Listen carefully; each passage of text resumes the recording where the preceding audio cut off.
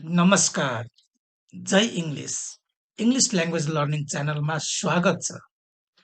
आज हामी यो भिडियोमा बीलाई विभिन्न प्रकारका वाक्यहरूमा कसरी प्रयोग गर्ने र त्यो बीलाई विभिन्न स्पोकन इङ्ग्लिसमा कसरी अभ्यास गर्ने त्यसको स्ट्रक्चरहरू हामी हेर्नेछौँ र बोलीचालीको अङ्ग्रेजीमा प्रयोगमा ल्याउनको लागि अभ्यास पनि गर्नेछौँ।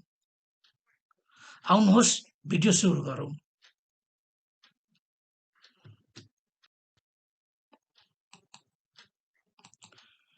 भिडियो सुरु गर्नुभन्दा अगाडि हामीले बीलाई विभिन्न प्रकारको स्ट्रक्चरमा हामी प्रयोग गर्न सक्छौँ, त्यो हामी हेरौँ। बीको प्रयोग विभिन्न दैनिक उपयोगी वाक्यहरूको साथमा। अब बी प्लस एड्जेक्टिभ, त्यस्तै don't be plus adjective, be plus like plus NP and pronoun in objective case, त्यस्तै subject plus modal verb plus be, subject plus verb plus to be र बीलाई इन प्यासिभ फर्ममा कसरी प्रयोग गर्ने, यी विभिन्न स्ट्रक्चरमा हामीले बीलाई कसरी प्रयोग गर्ने र बोलीचालीको अङ्ग्रेजीमा कसरी अभ्यास गर्ने त्यो हामी यो भिडियोमा हेर्नेछौँ। आउनुहोस् सबभन्दा पहिला बी प्लस एड्जेक्टिभका वाक्यहरू अभ्यास गरौँ।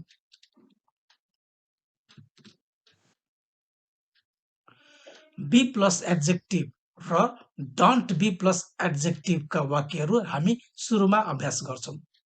जस्तै यहाँ दिएको छ, बी अनेस्ट। यो अनेस्ट भनेको एड्जेक्टिभ हो। बी अनेस्ट, बीसँग हामीले अनेस्ट राख्दाखेरि के हुन्छ त, इमान्दार बन्नुहोस्। बी अनेस्ट, इमान्दार बन्नुहोस्।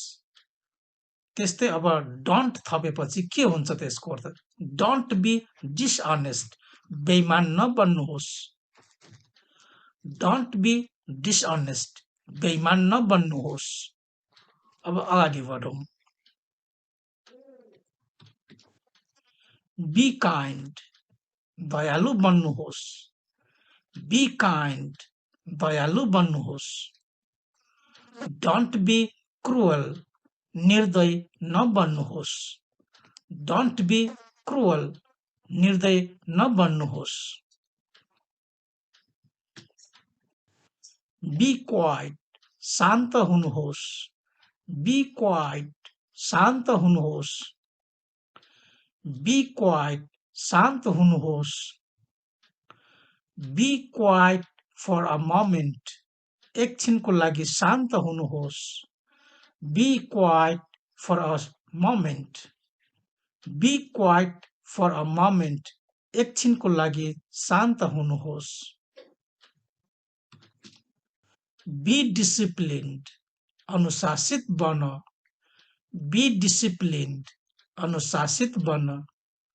डोन्ट बी अनडिसिप्लिन्ड, अनुशासनहीन नबन। डोन्ट बी अनडिसिप्लिन्ड, अनुशासनहीन नबन। बी अलर्ट, सतर्क हुनुहोस्। बी अलर्ट, सतर्क हुनुहोस्। डोन्ट बी केयरलेस, लापरवाह नहुनुहोस्। डोन्ट बी केयरलेस, लापरवाह नहुनुहोस्। बी ह्याप्पी, खुसी हुनुहोस्। बी ह्याप्पी, खुसी हुनुहोस्। डोन्ट बी स्याड, दुखी नहुनुहोस्। डोन्ट बी स्याड, दुखी नहुनुहोस्। बी करेजियस, साहसी बन्नुहोस्। बी करेजियस, साहसी बन्नुहोस्। डोन्ट बी कावर्ड, डरछेरुवा नहुनुहोस्। डोन्ट बी कावर्ड, डरछेरुवा नहुनुहोस्। कावर्ड भनेको डरछेरुवा, डरपोकलाई कावर्ड भन्छ। बी वाइज, बुद्धिमान बन। बी वाइज, बुद्धिमान बन। Don't be silly or don't be foolish, or you can say don't be stupid, मूर्ख नबन.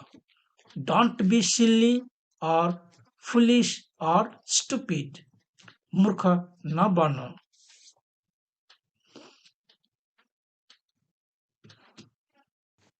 Be dutiful. कर्तव्यनिष्ठ हुनुहोस्. कर्तव्यनिष्ठ बन्नुहोस्. Be dutiful. कर्तव्यनिष्ठ बन्नुहोस्. Don't be remiss or negligent. हेलचक्राई नगर्नुहोस्. Don't be remiss or don't be negligent. हेलचक्राई नगर्नुहोस्. Be benevolent. Be benevolent. परोपकारी बन्नुहोस्. Be benevolent. परोपकारी बन्नुहोस्. Don't be greedy. Don't be greedy. लोभी नबन्नुहोस्. Don't be greedy. त्यस्तै हामीले यी एडजेक्टिभहरूको अगाडि बी थपेर अभ्यास गर्नु सक्छौं. हामीले बी लाई थपेर अभ्यास गरौं.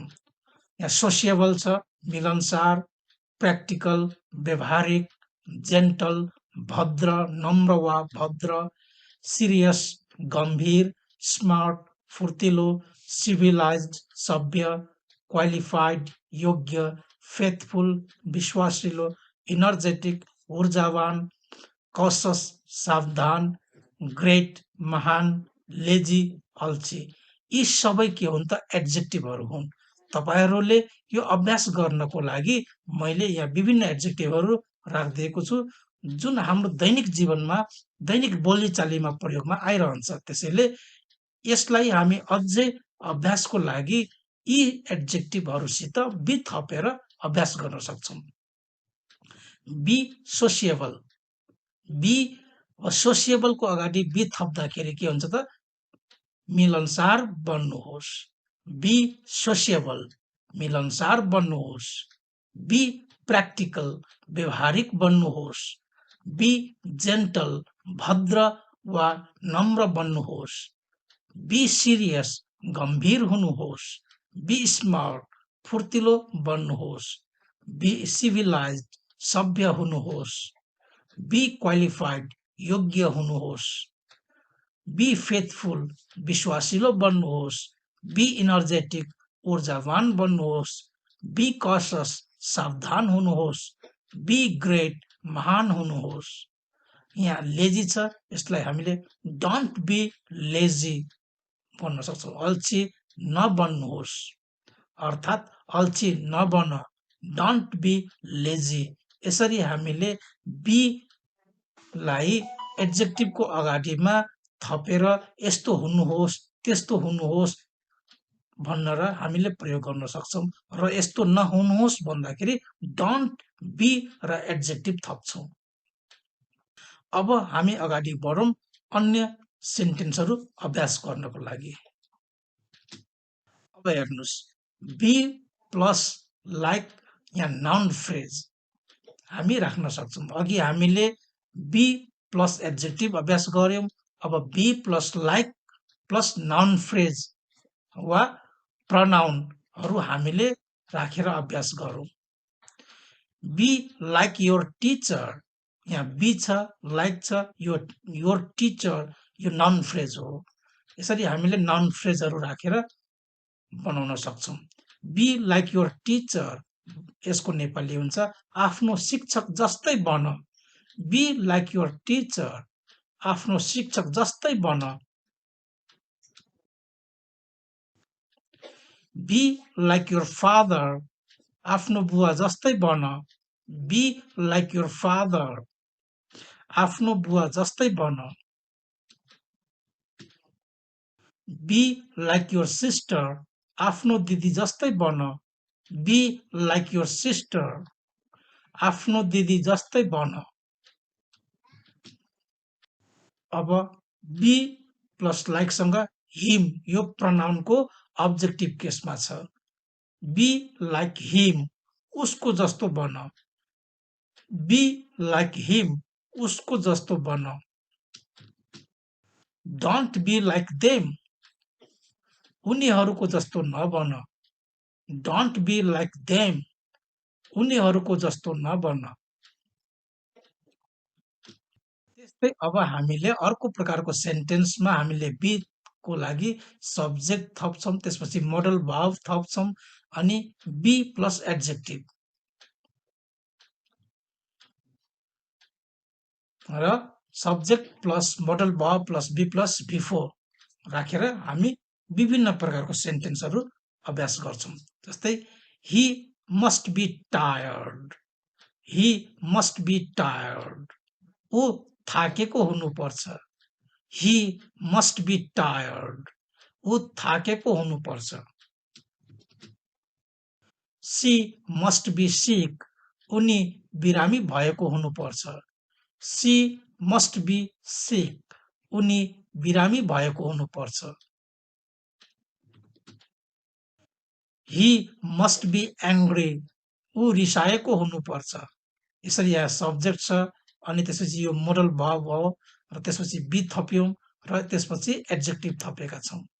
ही मस्ट बी एङ्ग्री, ऊ रिसाएको हुनुपर्छ। ही मस्ट बी एङ्ग्री, ऊ रिसाएको हुनुपर्छ। द्याट विल बी नाइस, राम्रो हुन्छ। द्याट विल बी नाइस, राम्रो हुन्छ। द्याट वुड बी फाइन, राम्रो हुन्थ्यो। द्याट वुड बी फाइन, राम्रो हुन्थ्यो। She can be a teacher, she can be a teacher, उनी शिक्षक बन्न सक्छिन्। She can be a teacher, उनी शिक्षक बन्न सक्छिन्। He could be a doctor, ऊ डक्टर बन्न सक्थ्यो तर वर्तमानमा ऊ बनेन है भन्ने अर्थमा। ऊ डक्टर बन्न सक्थ्यो तर बनेन। बन्न सक्थ्यो, गर्न सक्थ्यो, खेल्न सक्थ्यो, पढ्न सक्थ्यो, यस्तो प्रकारको वाक्यमा हामीले कुड बी प्रयोग गर्छौँ। He could be a doctor, ऊ डक्टर बन्न सक्थ्यो। He could be a pilot, उनी ऊ पाइलट बन्न सक्थ्यो। यसरी हामीले कुड बी भन्दाखेरि सक्थ्यो हुन्छ।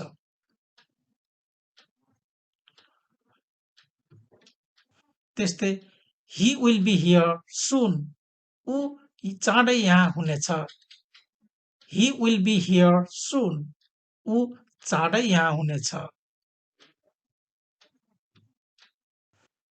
I will be back at 5. I will be back at 5.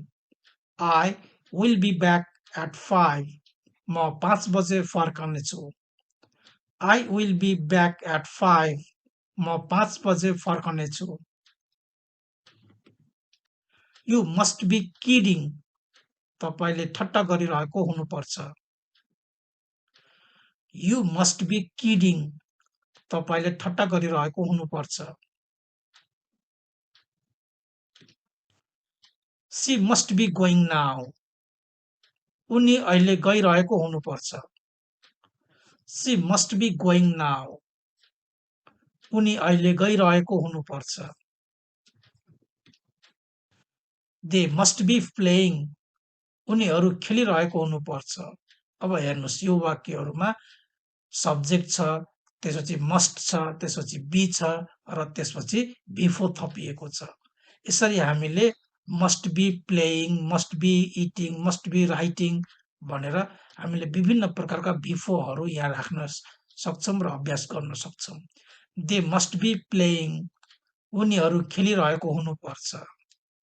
They must be playing, उनीहरू खेलिरहेको हुनुपर्छ। सी मस्ट बी कुकिङ, उनी पकाइरहेको हुनुपर्छ। सी मस्ट बी कुकिङ, उनी पकाइरहेको हुनुपर्छ। अब त्यस्तै अर्को प्रकारको सेन्टेन्समा सब्जेक्ट अनि भर्ब प्लस टु बी र अन्य कुराहरू राखेर हामी अभ्यास गर्न सक्छौँ। जस्तै यहाँ सब्जेक्ट छ ही अनि यहाँ भर्बको रूपमा वन्स छ अनि टु बी प्लस अन्य सेन्टेन्सका अन्य पार्टहरू रहेका छन्। यो चाहिँ नाउन फ्रेज हो। He wants to be a doctor. Wants to be a doctor. ऊ डक्टर बन्न चाहन्छ। He wants to be a doctor. ऊ डक्टर बन्न चाहन्छ। He wants to be a doctor. ऊ डक्टर बन्न चाहन्छ। She doesn't want to be a teacher. She doesn't want to be a teacher. उनी शिक्षक बन्न चाहन्न। She doesn't want to be a teacher. उनी शिक्षक बन्न चाहन्न। I need to be a teacher. I need to be a teacher. म शिक्षक बन्नु आवश्यक छ। I need to be a teacher. म शिक्षक बन्नु आवश्यक छ। They want to be footballers. They want to be footballers. उनीहरू फुटबल खेलाडी बन्न चाहन्छन्। उनीहरू फुटबल खेलाडी बन्न चाहन्छन्। They want to be footballers. अब बी लाई हामी प्यासिभ फर्ममा प्रयोग गर्न सक्छौं। बी इन प्यासिभ फर्म जस्तै यहाँ रहेको छ दिस क्यान बी डन। यो गर्न सकिन्छ। This can be done. यो गर्न सकिन्छ। This can be but. यहाँ दिस छ त्यसपछि क्यान बी प्लस बी3 राखेर हामीले प्यासिभमा प्रयोग गर्न सक्छौं। This can be bought. यो किन्न सकिन्छ। This can be bought. यो किन्न सकिन्छ। That can be given to her. त्यो उनलाई दिन सकिन्छ। That can be given to her. त्यो उनलाई दिन सकिन्छ। That can be given to her. त्यो उनलाई दिन सकिन्छ। This pen can be given to him. यो कलम उसलाई दिन सकिन्छ। This pen can be given to him. यो कलम उसलाई दिन सकिन्छ।